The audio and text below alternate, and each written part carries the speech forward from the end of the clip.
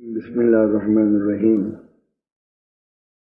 کل ہم گفتگو کر رہے تھے کہ اللہ کو ماننے کے بعد اس کی کوالٹیز، وہ صفتیں جن سے خدا پہچانا جاتا ہے، اگر یہ پہچان اور سائن نہ ہو تو انسان کو صحیح معنوں میں خدا کے اوپر فیض اٹھ جائے۔ لہذا اسلام میں توحید کو ماننے کے فوراً بعد یہ عقیدہ اور فیض رکھنا پڑتا ہے کہ وہ عادل ہے۔ عدل، توحید کے بعد دوسری منزل آتی ہے عدل کی۔ تو عدل کے وہ معنی نہیں ہیں کہ جو آج کل صرف ہمارے کورٹ میں اور عدالتوں میں اور وکیلوں کی زبانوں پر اور مجرموں اور ملزموں کے منہ پہ آتے رہتے ہیں کہ عدل ہونا چاہیے۔ اسلام میں عدل کے بڑے وسیع معنی ہیں۔ وضع الشیء فی محلہ، کسی چیز کو اس کے صحیح مقام پر رکھنے کا نام عدل ہے۔ اس صحیح مقام سے ہٹا دینے کا نام ظلم ہے۔ وضع الشیء فی غیر محلہ، کسی چیز کو اس کے صحیح جگہ سے ہٹا دینا، جو اس کی پراپر پلیس ہے وہاں سے ہٹا دینا کیا معنی ہے؟ ظلم۔ نہ تلوار کے معنی ظلم ہے، نہ پسٹل کے، نہ گولی کے، نہ میزائل کے، نہ بندوق کے، کسی کے نہیں۔ کسی چیز کو اس کے صحیح مقام سے ہٹا دینے کا نام ظلم ہے، صحیح مقام پہ رکھنے کا نام عدل ہے۔ یہ پورا یونیورسل سسٹم، یہ زمین، یہ آسمان، یہ سورج، یہ چاند، یہ مریخ، یہ تاروت، یہ کہکشان، گلیکسیز گلیکسیز گلیکسیز، یہ پورا سسٹم جو چل رہا ہے، یہ بیلنس کی بنا پر کہ جس کو جہاں رہنا ہے وہ وہاں رہے گا، یہ ہے عدل الہی۔ اللہ کو ماننے کے بعد مسلمان کو تسلیم کرنا پڑتا ہے کہ اس کا پورا نظام عدل پر ہے، جس کی بنا پر سنسار میں شانتی ہے، یونیورسل پیس ہے، کہ ہر چیز صحیح مقام پر عمل کر رہی ہے۔ یہی کام ایک مسلمان کا ہے کہ اس کی پوری زندگی میں بیلنس ہو، اس لیے کہ جو لاز آف نیچر ہیں وہی لاز آف اسلام، ان دونوں میں کوئی فرق نہیں ہے۔ اسلام کی سب سے بڑی خوبی یہی ہے کہ جو اس کا نیچر، جو اس کی فطرت، جو انسٹنکٹ کہتی ہے وہی مذہب کہتا ہے۔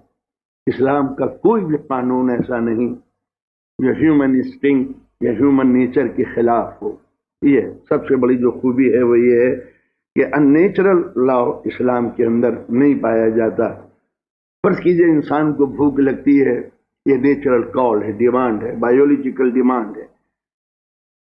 اب کوئی یہ کہا کہ مت کھاؤ تو یہ ان نیچرل ہوا۔ نیچر کہتے ہیں کہ کھاؤ، قانون یہ کہتا ہے کہ مت کھاؤ، جسم کو سکھا لو، یہ سنسار سے دل مت لگاؤ۔ تو انسان ٹوٹ جاتا ہے۔ جب ٹوٹ گیا وہ تو اللہ نے بنایا ہی کیوں تھا، یہ ٹوٹ گیا۔ تو لہذا کھاؤ، لیکن کیا کھاؤ؟ تو بیلنس فوڈ۔ یہ عدل کا تقاضا ہے کہ یہ نہیں ہے کہ صاحب رات دن آپ کڑھائی گوشت کھا رہے ہیں، بیمار پڑ جائیے گا۔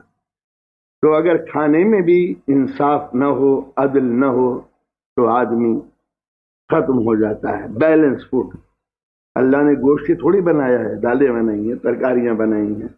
تو اسی طریقے سے قدرت کے نظام کے تحت جو قدرت نے جسم کے لیے ضرورت پیدا کی ہے، اس میں کوئی ڈیفیشنسی نہیں آنی چاہیے کہ شوگر اتنی کھا لی کہ ڈائبٹک ہو گئے، نمک اتنا کھا لیا کہ آپ کو بلڈ پریشر ہو گیا، میگنیشیم کی کمی ہو گئی۔ تو ایک جسم بھی بیلنس چاہتا ہے، عدل چاہتا ہے کہ زیادہ آرام نہ ہو، زیادہ محنت نہ ہو، زیادہ مشقت نہ ہو، جسم کو توڑنا، جسم کو خراب کرنا، ڈس بیلنس کرنا، اس کے فارمولے کو خراب کرنا، اسی کا نام اسپتال جانا ہے۔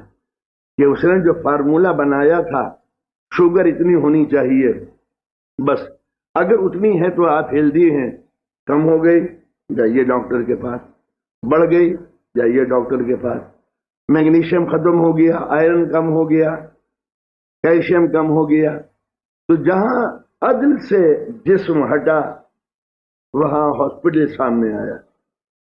اس لیے ہماری زندگی ہر جگہ بیلنس چاہتی ہے، عدل کا مطالبہ چاہتی ہے، فیملی لائف ہو، محلے کی زندگی ہو، شہر کی زندگی ہو، ہر جگہ ایک بیلنس کا نظام ہے۔ اور یہی اسلام کا سب سے بڑی خوبی ہے کہ اس نے ان چیزوں کو ثواب کہا ہے کہ جو بظاہر نظر نہیں آتی کہ یہ ثواب، اس میں کیا ثواب ہے، ان چیزوں کو گناہ کہا ہے جو سمجھ میں نہیں آتی کہ گناہ کیا ہے۔ ہم چلے جا رہے ہیں سڑک کے اوپر، کیا تھوک دیا ہم نے، یہ تھوکنا کیا ہوا؟ اگلدان میں تھوکیے، ڈسٹ بن میں تھوکیے، رومال میں تھوکیے، سڑک پہ تھوک دیا آپ نے۔ جب سڑک پہ تھوک دیا کیا ہوا؟ وضع شیفی غیر محلے، آپ نے غلط جگہ ایک چیز ڈال دی، یہی ظلم ہو گیا، اور ظلم ہی گناہ ہے۔ اسی طریقے سے ہر چیز کو اس کے صحیح مقام پر اگر مسلمان ذرا سی دیر کے لیے بھی مسلمان بن جائے اور اس کی عدل کی پالیسی کو اڈاپٹ کرے تو یہ مسلم محلے گندے نہ ہوں، غلاظتیں نہ ہوں۔ پانی آپ نے سڑک پہ پھینک دیا، سڑک پہ پھینکنے کی جگہ پانی تو نہیں تھی، وہیں گناہ مل گیا آپ نے۔ ایک پتھر لیا، برکس لی، وہ سڑک پہ پھینک دیا آپ نے۔ ایک آدمی بڈھا چلا جا رہا تھا، وہ اس کا پیر سڑک پہ اینٹ کے اوپر آ گیا، وہ پھسل گیا، ٹوٹ گیا، اس کے فریکچر ہو گیا، ہاسپٹل چلا گیا۔ یہ ظلم آپ نے کیا جس کی خبر بھی آپ کو نہیں تھی۔ تو ایک سوسائٹی کے اندر بیلنس لائف گزارنا یہ تقاضا عدل ہے کہ وہ جب عادل ہے اور کوئی کام وہ عدل کے بغیر نہیں کرتا تو وہی ڈیمانڈ ایک مسلمان کے یہاں چاہتا ہے کہ مسلمان کی زندگی بھی ایک بیلنس لائف ہو، کہ اس کی ذات سے کسی کو نقصان نہ پہنچے۔ اسلام کیا ہے؟ کسی نے ہمارے حضور سے پوچھا، رسول اللہ صلی اللہ علیہ وسلم سے، کہ اسلام کیا ہے؟ آپ نے فرمایا کہ تمہاری زبان سے اور تمہارے ہاتھ سے کسی کو تکلیف نہ پہنچے، پڑوسی کو۔ آپ نے دیکھا کس قدر پیارا قانون ہے، تمہاری ہاتھ سے، تمہاری زبان سے۔ گالی کیا چیز ہے؟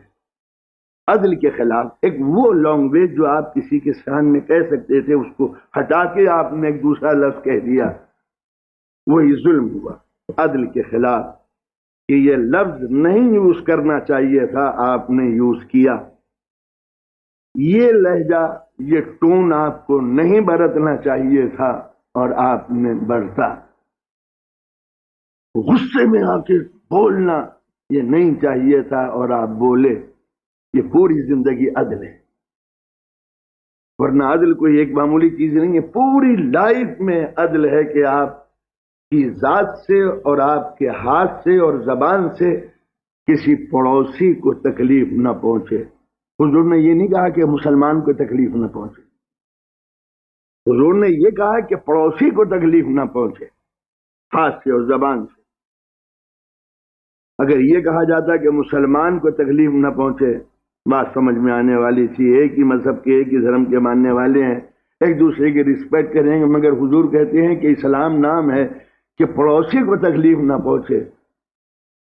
تو پڑوسی کے لیے ضروری نہیں کہ وہ مسلمان ہو، کرسچن، بدھسٹ، جینی، ہندو، کسی کے بھی مذہب کا ماننے والا پڑوسی ہے۔ ایک ہی فلیٹ میں، ایک بڑی بلڈنگ میں رہ رہے ہیں، ایک فلیٹ مسلمان کا ہے، ایک ہندو کا ہے، ایک سکھ کا ہے، ایک کرسچن کا ہے، ایک جینی کا ہے، ایک بدھسٹ کا ہے۔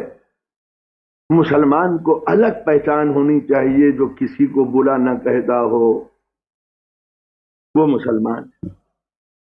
اس زمانے میں مسلمان کی پہچان یہ ہے کہ جب تک کہ وہ چیخ کے نہ بولے،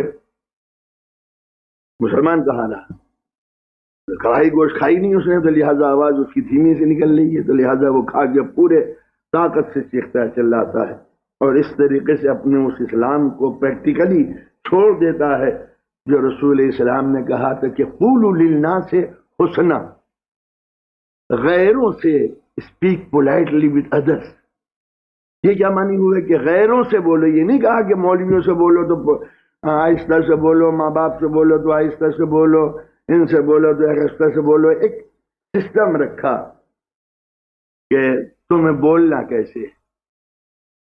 بالوالدین احسان، سب سے پہلے تو یہ کہ ماں باپ کے ساتھ اچھا سلوک کرنا. وذی القربہ، جو ریلیٹیوز ہیں تمہارے ان کے ساتھ اچھے تعلقات ہوں. یتیموں کے ساتھ تمہارے اچھے تعلقات ہوں جن کا کوئی نہیں ہے. مسکینوں سے تمہارے اچھے تعلقات ہوں. بالوالدین احسان وذی القربہ والیتامى والمساکین قولوا للناس حسنا. یہ ہیومن رائٹس ہیں گریجویلی. پہلے ماں باپ کا حق، پھر ریلیٹیوز کا حق، یتیموں کا حق، جن کا کوئی نہیں ہے ان کا حق. اب سب کے حق بیان کرنے کے بعد قرآن کہتا ہے قولوا للناس حسنا، اسپیک پولائٹلی وتھ ادرس. غیروں سے جب بولو تو نرم لہجے سے بولو. اقیموا الصلاۃ وآتوا الزکوٰۃ، ہماری نماز بھی پڑھ لیا کرو، غریبوں کو بھی دیا کرو. کیا مطلب ہوا؟ ماں باپ کا حق پہلے، عزیزوں کا بعد میں، یتیموں کا بعد میں، مسکینوں کا بعد میں، جنرل پبلک کا بعد میں. ہماری نماز بھی پڑھ لیا کرو. اللہ نے اپنا حق بعد میں رکھا ہے، اپنے بندوں کا حق پہلے رکھا ہے. ماں باپ کو ستا کے آ رہے ہو عبادت کرنے کے لیے، عزیزوں کو پریشان کر کے نماز پڑھ رہے ہو. یتیم نے مانگا اور تم نے جھلک دیا اور زور سے کہا اللہ اکبر اور نماز پڑھنے کے لیے کھڑے ہو گئے. ڈس بیلنس لائف. اسلام اس کو ظلم کی زندگی قرار دیتا ہے. ہر چیز کو اس کے صحیح مقام کے اوپر ہونا چاہیے. یہ ہے عدل الہی کہ اس کا پورا یونیورسل سسٹم بیلنس ہے. کہیں ظلم کی کوئی صورت نظر نہیں آتی. پتھروں کے نیچے رہنے والے کیڑوں کو بھی وہ دیکھتا ہے اور رزق دیتا ہے. یہ اس کی زندگی کا اصول ہے. تو لہذا عدل الہی کا مفہوم یہ ہوا کہ ہم سب کو ایک بیلنس نقطہ نظر سے اپنی زندگی، اولاد کی زندگی، ماں باپ کی زندگی، بیوی کی زندگی، پڑوس کی زندگی، ان سب کے ساتھ ایک بیلنس ریلیشن ہمارے ہونے چاہیے. عدل اسی کا نام ہے. ظلم کیا ہے؟ اس سے ہٹ کے. اب بتائیے کہ ہم کہتے ہیں بڑا ظالم ہے وہ. زندگی کے کتنے لمحے گزر جاتے ہیں ہمیں ظلم کرتے ہوئے. ہم ظلم سمجھتے ہیں چاقو چلانے کا نام ظلم ہے، کشتے سے فائر کر دینے کا نام ظلم ہے، سر پر پتھر مار دینے کا نام ظلم ہے. ظلم یہ بھی ہے کہ آپ نے سڑک پہ تھوک لیا. ظلم یہ بھی ہے کہ گندا پانی آپ نے سڑک پہ پھیلا دیا. ظلم یہ بھی ہے کہ آپ نے سگریٹ کے دھوئیں سے دوسرے کو بیمار بنا دیا. ظلم یہ بھی ہے کہ آپ نے کسی کو اس کی شان کے خلاف پکارنے کی کوشش کی. ہر زندگی عزت کے لائق ہے. آپ گالیاں کس کو دے رہے ہیں؟ تو لہذا یہ ہماری ڈیلی لائف میں عدل کا اثر آنا چاہیے. جیسے خدا کو ماننے کا تعلق کہ خدا کو مانتے ہیں، ہم ایک اللہ کو مانتے ہیں. اچھا، تو جس کی نگاہوں میں ہر وقت خدا ہو وہ تو کبھی کوئی غلطی کر نہیں سکتا. لیبر لگی ہوئی ہے، بلڈنگ بن رہی ہے، مالک آ گیا ہے، انجینئر صاحب موجود ہیں. کسی مزدور کو مالک کے سامنے بیٹھا ہوا بیڑی پیتے ہوئے یا اونگتے ہوئے نہیں دیکھیے گا. ادھر مالک آیا، ادھر لیبر جو ہے نا کھٹ کھٹ کھٹ کھٹ اینٹ لگاتی چلی جا رہی ہے. ہاں، ادھر مالک گیا اور ادھر یہ بہت صاحب بڑا سخت آدمی ہے، بار بار یہاں پر آتا ہے. کیا فرق ہوا؟ جب مالک چھپ گیا تو ہاتھوں میں سستی آ گئی، اور جب مالک سامنے ہے تو ہاتھ بڑی تیزی سے چل رہے ہیں. اللہ کو مانو، اور یہ بھی مانو کہ نحن اقرب الیہ من حبل الورید. وہ ہماری بیک بون سے، شہ رگ سے زیادہ نزدیک ہے، وہ جو ہر وقت ہمیں دیکھ رہا ہے. اگر یقین ہے مجھے کہ وہ مجھے دیکھ رہا ہے تو کبھی گناہ نہیں کروں گا. گناہ انسان کبھی کرتا ہے جب اس کے نہ ہونے کا یقین ہوتا ہے، وہ دیکھ نہیں رہا۔ یہ ہے وہ سب سے بڑی بات عقیدہ رکھنے کے لیے کہ عقیدہ ہے کہ خدا ہے۔ ہاں ہم تو جنگ کرتے ہیں اسی بات پہ کہ ہے اور ایک ہے۔ تو جب ایک ہے تو تم ظلم کر رہے ہو کسی پہ، اس کا بھی وہی خدا ہے جو تمہارا ہے۔ تو ذرا سوچو تو صحیح کہ تمہارا بھی وہی خدا ہے اور اس کا بھی وہی خدا ہے۔ تم اسی خدا کی دی ہوئی شکتی کا پرجوگ کر رہے ہو اور وہ بھی شکتی نہ ہونے کی بنا پر پٹ رہا ہے تم سے۔ دونوں کا خدا ایک۔ یقین کہاں ہوا؟ اگر یقین ہوتا کہ یہ بھی میری خدا کی مخلوق ہے تو سینے سے لگا لیتے، ہاتھ نہ اٹھاتے اس کے اوپر۔ جب تک ہاتھ اٹھا رہے ہو تمہارا یقین ہے کہ اس کا خدا کوئی اور ہے، میرا خدا کوئی اور ہے۔ اور جب یہ یقین ہو جاتا ہے کہ ہم دونوں کا خدا ایک ہے، پھر ظلم نہیں ہوتا، پھر گناہ بھی نہیں ہوتا۔ اس لیے کہ کس سے چھپ کے کرو گے؟ آپ کو معلوم ہے کہ ہمارے نبی تھے جناب یوسف جوزف، بڑے ہینسم، بڑے خوبصورت۔ ایجپٹ کی ایک سردار کی بیوی جس کے یہاں وہ ملازم تھے، جس نے خریدا تھا ان کو،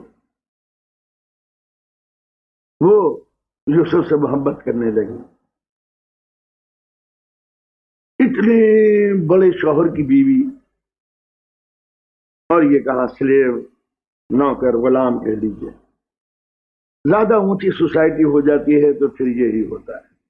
اونچی سوسائٹی کے معنی یہی ہوئے کہ اس میں پھر کوئی مطلب نہیں رہتا کہ کس سے آپ کے ریلیشن ہے، اسی کو اونچی سوسائٹی کہتے ہیں۔ یوسف سے محبت کرنے لگی۔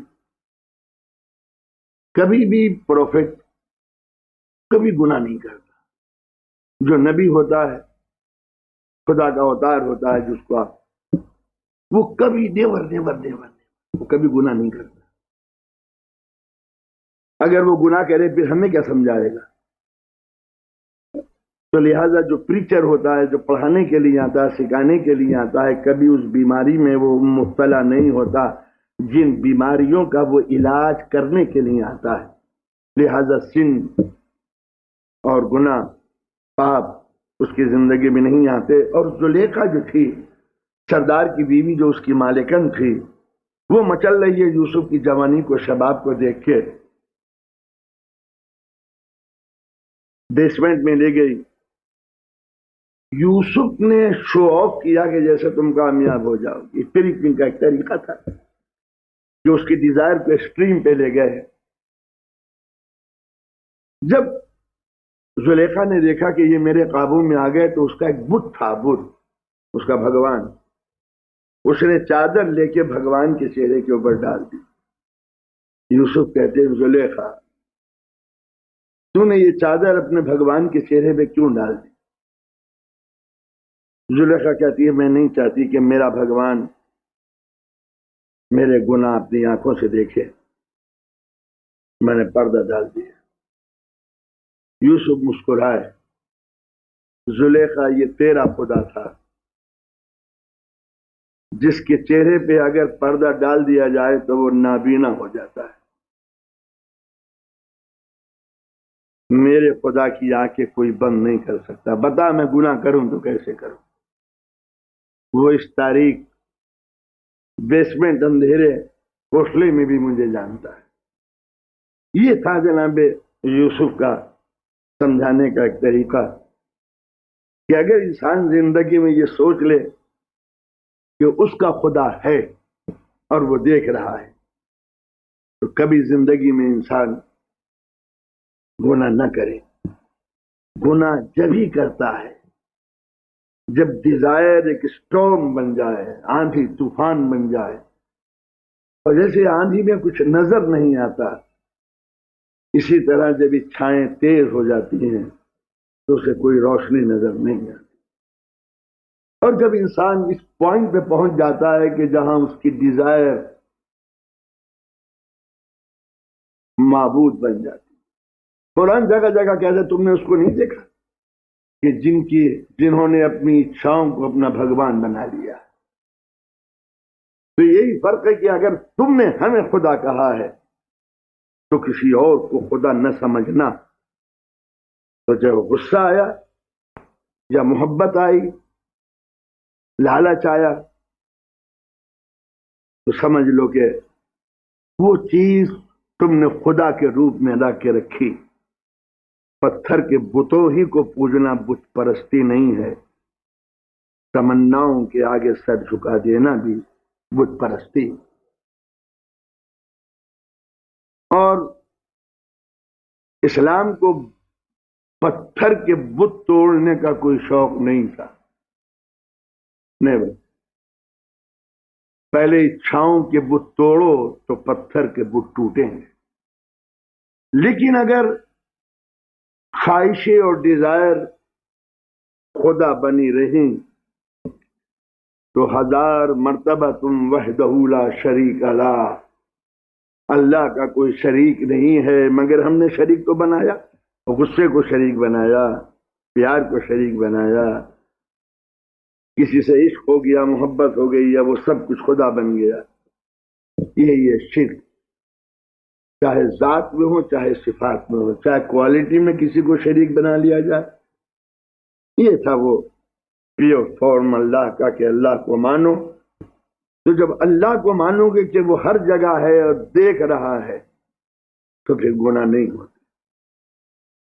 اور چونکہ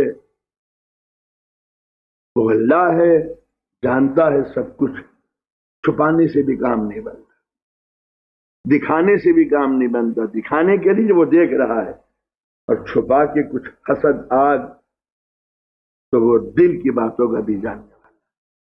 یہ تھا عدل، کہ ہر چیز اپنے صحیح مقام پر جس دن آ جائے گی اس دن سوسائٹی ہماری پاک و پاکیزہ. اس عدل کے ساتھ اسلام نے ایک بڑی پیاری چیز رکھی، احسان.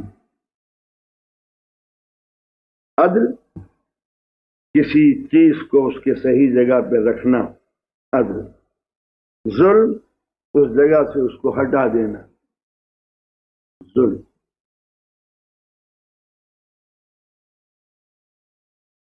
اللہ نے 2 چیزوں کا حکم ہمیں دیا ہے، ایک تو عدل کرو، ایک احسان کرو. ان اللہ یامرکم بالعدل والاحسان، عدل کرو اور احسان کرو. ایک عجیب و غریب بات ہے یہ، جو اسلام کی صحیح خوبی جو نظر آتی ہے وہ یہاں. ظلم مت کرو ایک بات، عدل کرو دوسری بات، عدل کے بعد احسان کرو. یہ احسان کیا چیز ہوگی جو جگہ جگہ بالوالدین احسان، ماں باپ کے ساتھ احسان کرو، وہ احسان نہیں جو اردو میں یوز ہوتا ہے، اس کے معنی کچھ دوسرے ہیں. یہاں احسان کے معنی دوسرے ہیں. عدل و احسان کیا؟ ایک باپ کے 2 بیٹے، ایک پیرالائز، بلائنڈ، جاہل، بیمار، کمزور. ایک بیٹا brilliant, doctor, P H D, well to do, well establish, well informed, well educated. باپ کا انتقال ہوا، باپ گزر گیا، اب جائیداد کو برابر برابر بانٹنا، یہ ہوگا عدل. قانون میں رحم نہیں ہوتا، صداقت و سچائی ہوتی. تو عدل یہ کہتا ہے کہ باپ کی جائیداد میں سے، بینک بیلنس میں سے، کیش میں سے آدھا آدھا بانٹ دو. آدھا اس ڈاکٹر کو دے دو کہ جو ویل اسٹیبلش ہے، عدل. آدھا اس کو دے دو جو بلائنڈ ہے، بیمار ہے، کمزور ہے، پیرالائز ہے، ٹی بی ہے، کیا کیا ہے. عدل ہو گیا. عدل سے فائدہ تو ہوا کہ دونوں کو مل گیا، مگر صحیح معنوں میں یہاں پر چل کے ایک ضرورت تھی کہ جس کے بعد اللہ نے سب کچھ دیا ہے اس کو بھی اتنا ہی ملا، جس کو کچھ نہیں دیا اس کو بھی اتنا ہی ملا. عدل یہی ہے، عدل یہی ہے. اسلام کہتا ہے کہ نہیں، عدل تو ہو گیا، احسان باقی. اب یہ جو بھائی جس کو ملا ہے یہ سوچے کہ میرے کو اللہ نے سب کچھ دیا ہے، میں اپنا یہ سرمایہ، میں اس کا یہ پیسہ جو ہے اپنے اس بھائی کو دے دوں جس کا دنیا میں کوئی نہیں ہے، جو غریب ہے. یہ ہے احسان. قانون کے ساتھ، عدل کے ساتھ احسان کرنا، یہ ہے سب سے بڑی بات. ہم ایئرپورٹ پہ اترے، ٹیکسی ہم نے بلائی، آئیے ہمیں چلنا ہے، ڈونگری چلنا ہے، باندرے چلنا ہے. کہا اتنے پیسے ہوں گے. ٹھیک، ہم بیٹھ گئے، ہم اترے، اس نے ہم سے 200 روپے مانگے. میرا محلہ تھا، میرے عزیز و اقارب، میرے دوست کھڑے ہوئے تھے میرے سامان کو لینے کے لیے. میں نے 50 روپے، میرے ساتھ 200 میں بات ہوئی تھی ہے. سارے لڑکے ہمارے آ گئے، عزیز آ گئے. اسے ٹیکسی والوں کو گالیاں دے کے نکال دیا. یہ تھا ظلم کہ آپ کا ہمارا ایگریمنٹ. ایئرپورٹ پہ ہم بیٹھے، گاڑی میں بیٹھ گئے، کوئی ہم نے طے نہیں کیا. آ گئے ڈونگری، آ گئے محلے میں. اب وہ جتنے مانگے، عدل کا تقاضا یہ ہے کہ چونکہ آپ نے طے نہیں کیا تھا لہذا اس کو پورا پیمنٹ کر دیجئے، ورنہ عزت خطرے میں پڑ جائے گی، گریبان پہ ہاتھ ڈال دے گا. لہذا عزت بچانے کے لیے چپکے سے اپنی غلطی کو مانتے ہوئے پیمنٹ کر دیجئے، آپ نے طے نہیں کیا تھا. تو اگر آپ نے طے نہیں کیا تھا تو عدل کا تقاضا یہ ہے کہ فل پیمنٹ اس کا کر دیجئے. اور طے کیا تھا کہ 200 روپے دیں گے، تو 200 روپے میں 100 روپے دینا ظلم ہے، 200 روپے دینا عدل ہے. رائٹ؟ جب 200 روپے دے دیے آپ نے، اس نے لے کے رکھ لیے، آپ نے 10 روپے نکال کے اس کو ٹپ کے طور پہ دی.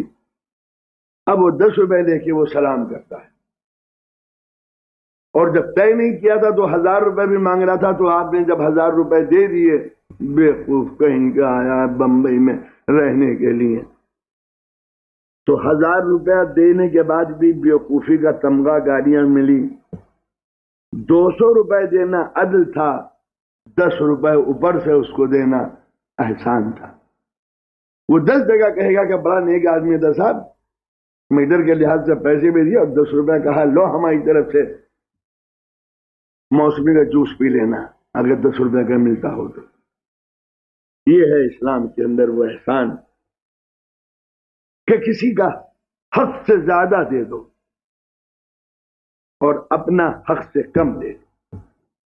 یہ تھا اسلام کا کہ جب دو تو اس کے حق سے زیادہ دو، جب لو حق ہے ہمارا 1,00,000 روپیہ ہمیں ملے، 1000 کم دے دو، یہ ٹھیک ہے. یہ تھا وہ عدل اور احسان کا تقاضا. اسلام کا ایک قانون یہ ہے کہ اگر دادا کی زندگی میں یہ دادا، یہ باپ، یہ بیٹا، دادا کی زندگی میں باپ اٹھ جائے تو دادا کی جائیداد بیٹے کو نہیں ملے گی. اسلامی قانون. اسلام سے پہلے حضرت ابراہیم کو یہ تعلق نہ دے کہ اسلام میں یہ ہے، ہر مذہب کا یہ اصول تھا. حضرت ابراہیم کا یہ قانون تھا کہ اگر باپ کی زندگی، دادا کی زندگی میں باپ کا انتقال ہو جائے تو بیٹا محروم الارث، جائیداد نہیں پائے گا. عدل کا تقاضا یہ ہے. اب آپ کہیں گے یہ تو بہت عجیب سی بات ہو گئی. عجیب سی بات نہیں ہوئی. بیٹا اپنے باپ سے پاتا ہے، بیٹا اپنے باپ سے پاتا ہے. جب باپ نے کچھ پایا ہی نہیں تو بیٹے کو کیسے پائے گا؟ تو دادا کی زندگی میں باپ کا انتقال ہو گیا، بیٹے کو باپ کے حصے کا کچھ نہیں ملے گا، چونکہ باپ کے اگر کوئی چیز ہے پرائیویٹ اس کی تو مل جائے گی، مگر دادا کی جاگیر پوتے کو نہیں ملے گی اگر اس کا بیٹا نہیں. یہ عدل تو ہو گیا کہ بیٹے کو اپنے باپ سے ملے گا، جب باپ کو نہیں ملا تو پوتے کو بیٹے کو کیسے ملے گا؟ یہ عدل ہو گیا۔ احسان کیا ہوا؟ اب دادا کے لیے ضروری ہے کہ اپنے پوتے کے لیے ول وصیت کر دے کہ تم مستحق تو نہیں ہو، مگر چونکہ تمہارا باپ مر گیا ہے تم کو ملنا چاہیے تھا، تو دادا اپنے پوتے کو وہ دے سکتا ہے۔ یہ ہوا عدل۔ بیوی سے تعلقات خراب ہو گئے، نبھاؤ کی کوئی صورت نہیں، الگ رہ کے دیکھ لیا، سمجھا کے دیکھ لیا، دونوں کے ریلیٹیوز کو بلا کے دیکھ لیا، کوئی نتیجہ نہیں ہے۔ یہ چلیے تعلقات خراب نہیں ہوئے، کسی کی صحت خراب ہو گئی، بیوی اس لائق نہیں ہے کہ شوہر کے ساتھ رہ سکے، مجبوراً اسے الگ کرنا پڑ رہا ہے۔ یہ ایک سوسائٹی میں بیلنس کہ اگر میاں بیوی میں نپٹی نہیں ہے تو بہتر یہ ہے کہ خدا حافظ کہہ کے اپنی زندگی کو دوسرے طریقے سے شروع کرو۔ یہ ایک سوسائٹی کے لیے ضروری تھا۔ اسلام کے علاوہ طلاق دینے کا سسٹم کہیں نہیں تھا، چونکہ ہر مذہب میں شادی کے لیے الگ الگ رسمیں ہیں، ہر سوسائٹی کے اندر۔ جیسے یورپ میں شادی ہوتی ہے، وہ ہے کیا چیز؟ انکنڈیشنل سیکشل ریلیشن کا نام ہے شادی۔ ہمارے بھائیوں میں، ہندوؤں میں، شوہر کی حیثیت ایک بھگوان جیسی ہے، بیوی کی حیثیت ایک داسی جیسی ہے، لہذا بھگوان کو کوئی حق نہیں ہے تاکہ داسی کو ہٹا دے، یا داسی کو کوئی ادھیکار نہیں ہے کہ وہ اپنے بھگوان سے الگ ہو جائے۔ تو لہذا طلاق کہیں نہیں تھی، نہ کرسچن میں اور نہ کسی اور مذہب میں۔ اسلام نے طلاق کو یہ کہہ کے ایکسپٹ کیا کہ سب سے ناگوار چیز، سب سے بری چیز طلاق ہے، مگر مجبوراً اس طلاق کا ہمیں حکم دیا جائے۔ طلاق ہو گئی، آپ نے جو مہر کی رقم دی ہے، جو پیار اور محبت میں آ کے آپ نکلس لے کے آئے تھے، جو ڈائمنڈ کی انگوٹھی تھی، جو آپ نے بیوی کے لیے تحفے دیے تھے، بہت سے ایسے ہوتے جب طلاق دی تو سارا سامان اس کا لے کے رکھ لیا، اس کا جو اپنا بھی تھا اس کا بھی، اور جو ماں باپ کے گھر سے لائی تھی اس کا بھی، جو آپ نے پیار اور محبت میں دیا تھا اس کا بھی، وہ سب لے کے رکھ لیا۔ ظلم، ظلم جو اس کے نام سے لے کے آئے تھے وہ اس وقت بھی اس کا تھا تو بعد میں بھی اسی کا رہے گا، یہ آپ اس کو حق اس کا دے دیجیے۔ یہ ہو گیا عدل، نہ دینا ہوا ظلم۔ عدل سے وہ مطمئن تو ہے، منہ بناتی ہوئی روتی ہوئی چلی جائے گی۔ احسان کیا ہوا کہ جو اس کا مال ہے وہ اس کو آپ دے دیجئے، جو آپ نے اس کو دیا ہے وہ دے دیجئے، اور چلتے وقت اب یہ احسان ہے، اچھا سلوک، بیہیویئر۔ احسان کے معنی ہے بس بیہیویئر، ایک گڈ بیہیویئر، ایک گڈ ریلیشن، اس کے یہ احسان اس کے اوپر آپ کیجئے، تو اس کے دل میں بھی گنجائش ہوگی اور دیکھنے والے بھی سمجھیں گے کہ ان کے ساتھ اچھا سلوک ہوا۔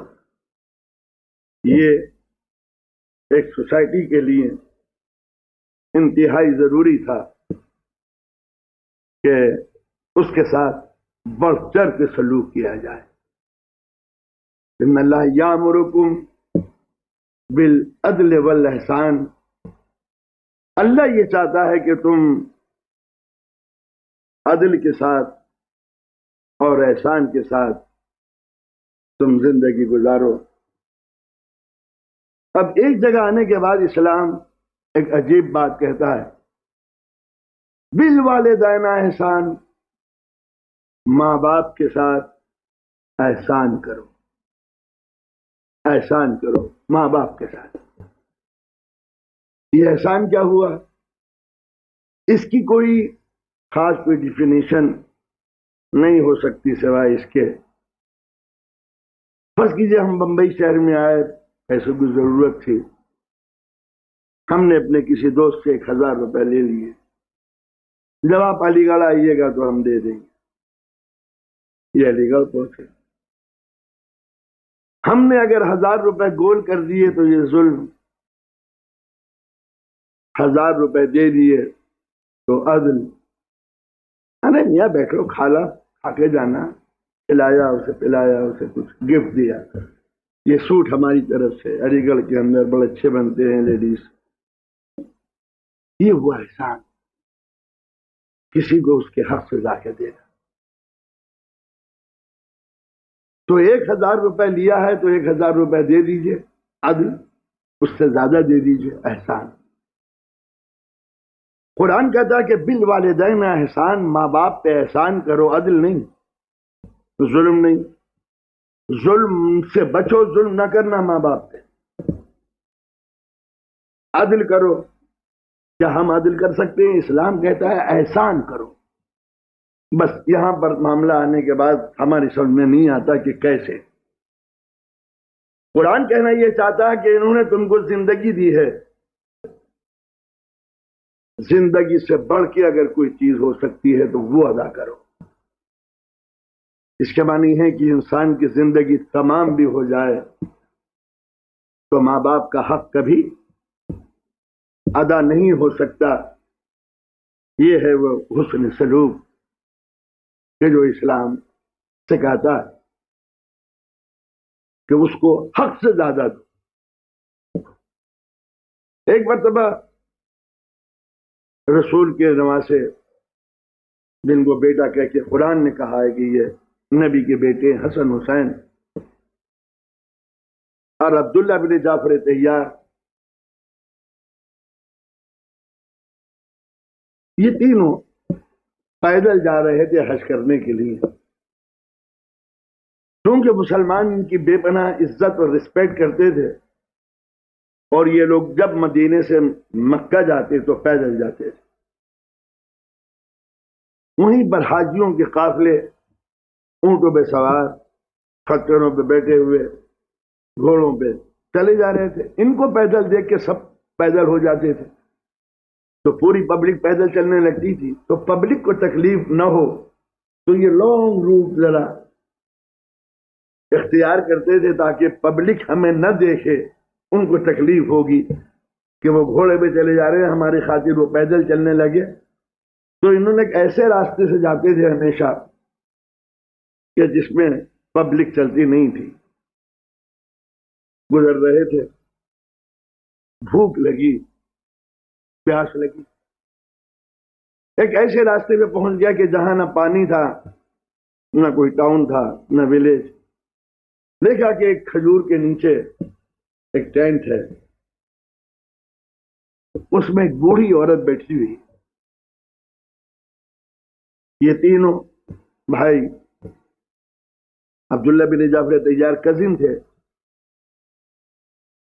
یہ تینوں بھائی اس بڑھیا کے خیمے میں گئے،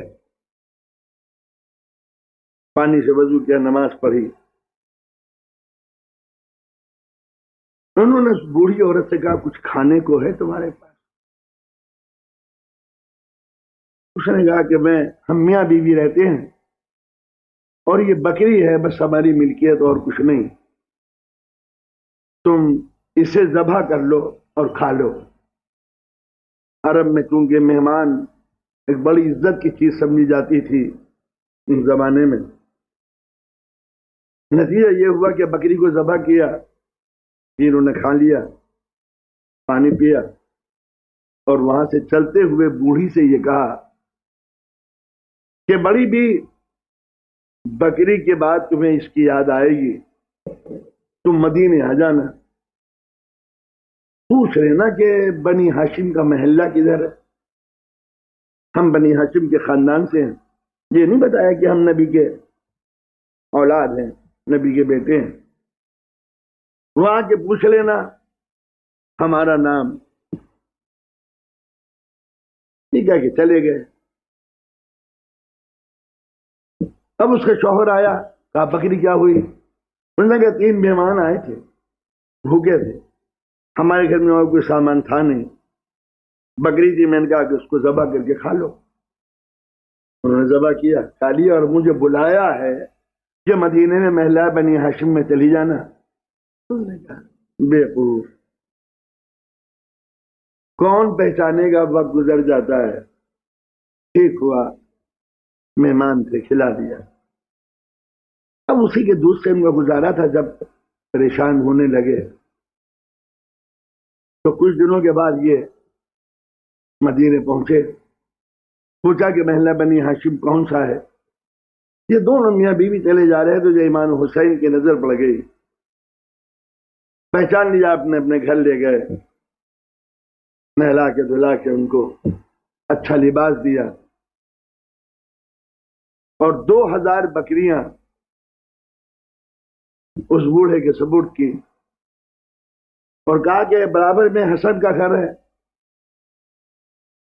وہاں چلی جانا۔ 2000 بکریاں وہاں سے ملی، 2000 عبداللہ بن جعفر طیار جو کزن تھے ان کے یہاں سے ملی۔ کسی نے کہا کہ امام حسین سے کہ ایک بکری کے عوض میں اتنی بکریاں، کچھ سمجھ میں نہیں آتا۔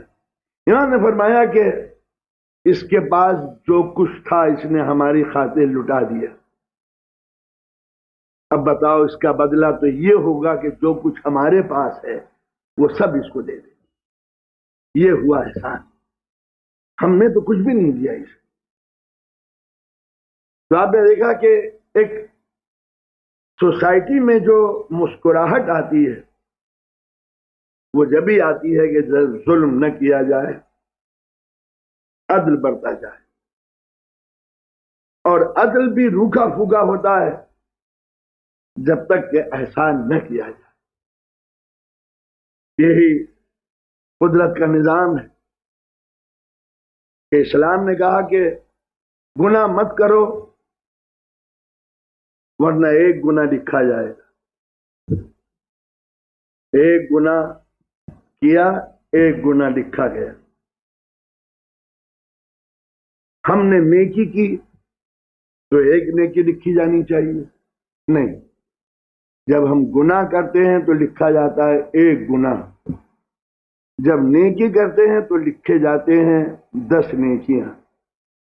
نیکیوں کی کیٹیگری ہے،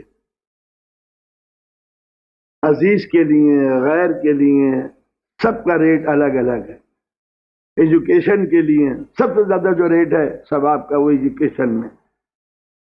کسی اسٹوڈنٹ کی اگر آپ نے ایک قلم سے مدد کی ہے تو قدرت کہتی ہے کہ اس کا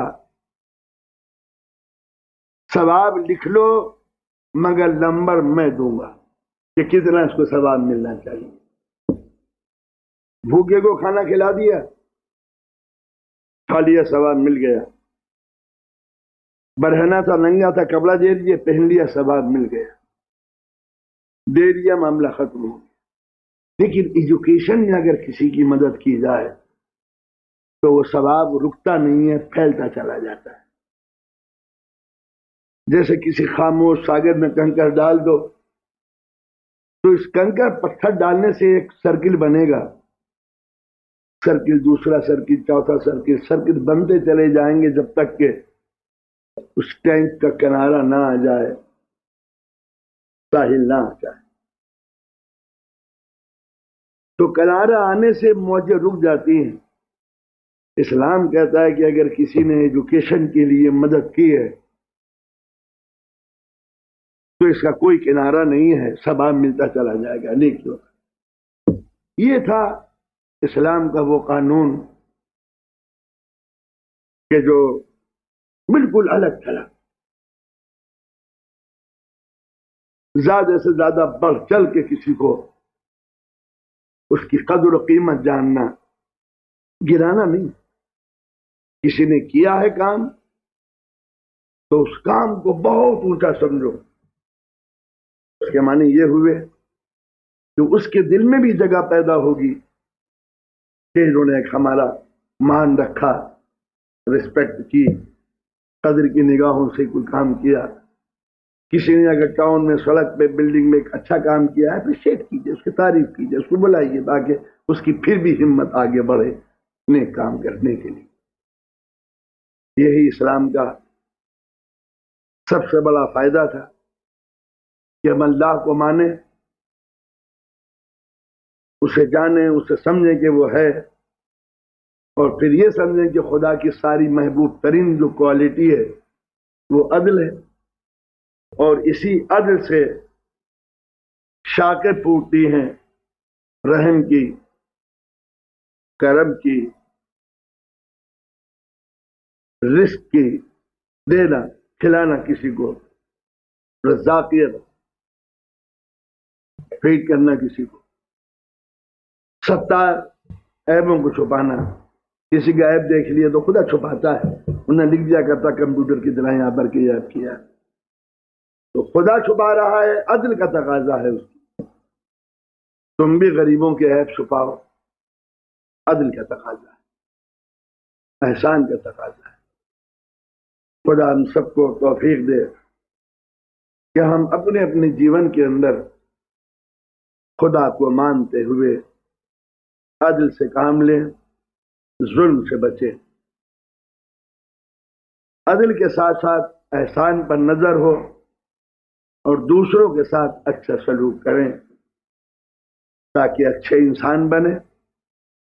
اور اچھا انسان بننے کے لیے ضرورت اس بات کی ہے کہ خدا پر یقین رکھیں اور اس کی عدالت پر بھروسہ رکھیں۔